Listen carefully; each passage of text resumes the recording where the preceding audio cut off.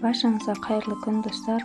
Бүгін сіздерге мерекеге арналған жаңа жыл салатын дайындайтын боламын.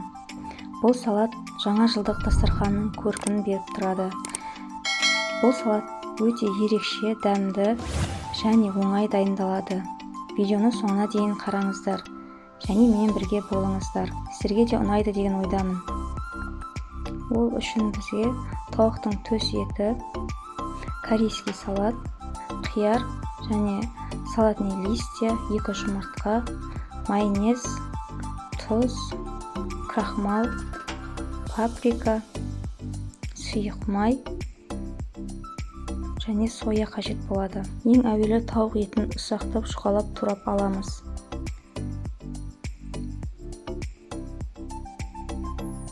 Содан кейін бөлек ыдысқа саламыз.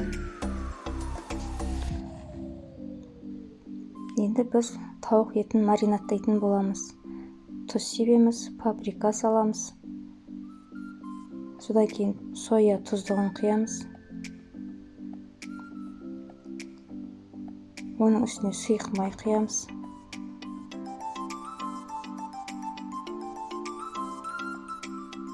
Соңында картоп крахмалынан 1 қасық саламыз.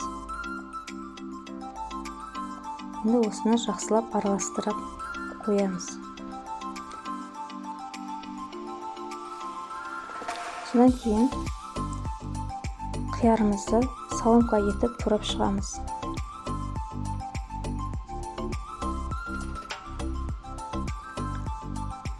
Туралған қиярымызды бөлек ыдысқа салып қойып қоямыз. Енді салатный листьяларымызды жуып алды. Енді осыны ұсақтап турап шығамыз. Бұны да осылайша турап бәрін аламыз. Бөлек ыдысқа салып қойып қоямыз. Біздің қиярымыз, салатный листьяларымыз дайын, туралды.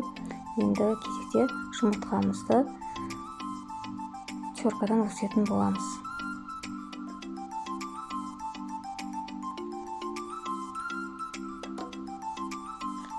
Біздің жұмыртқамыз да дайын болды. Содан кейін біздің бағанағы маринатта тұрған етімізді қызып тұрған табаға майымызды құйып, қуырып аламыз. Бұл тауық етін ыстық салаттарға да қосуға болады. Жалпы тауықтың ұзақ пісірмейміз, шамамен 5-7 минут жеткілікті. Ұзақ пісіретін болсақ, етіміз тастай болып қалады.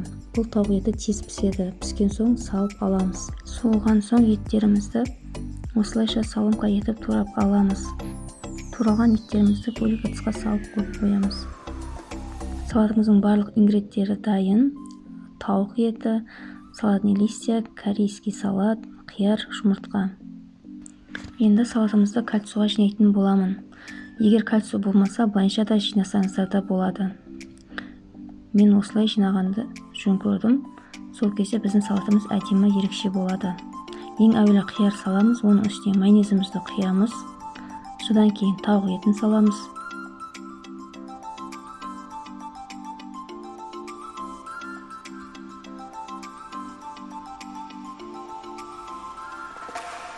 Тауық етін жақсылап жайып, оның үстіне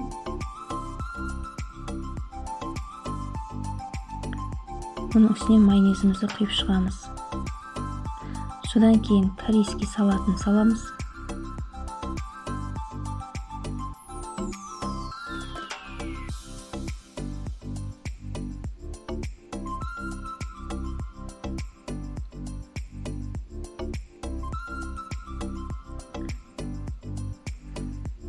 Және жақсылап тексеп шығамыз. Енді оның үстіне тағы да майонез құйып шығамыз. Енді содан кейін салатный листьямыз саламыз. Оны да вилканың көмегімен жақсылап тексеп шығамыз.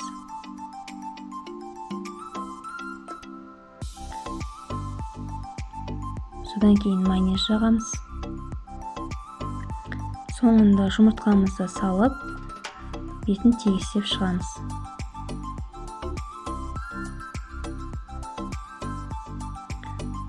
Міне біздің салатымыз дайын болды.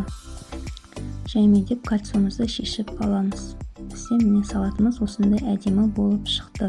Бұл салат шынымен де өте дәмді, ерекше болып шығады және дастарханның көркін беріп тұрады. Жаңа жылдық дастарханға қойсаңыздар тамаша болады деп ойлаймын. Сіздермен бірге болған артық. Әлі де көп рецепттер болады. Сол себептен маған лайк басып, қолдап, тіркеліп қоюды ұмытпаңыздар. Тыңдағандарыңызға рахмет, сау болыңыздар.